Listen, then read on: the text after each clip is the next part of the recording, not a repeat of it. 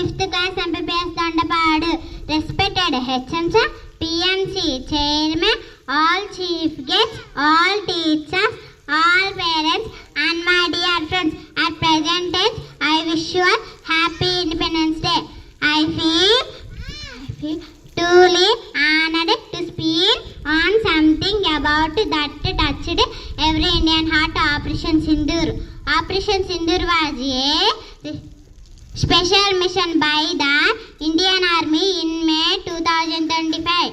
It was a response to a terrorist attack at Pahalgam in Kashmir, where 26 innocent people were killed.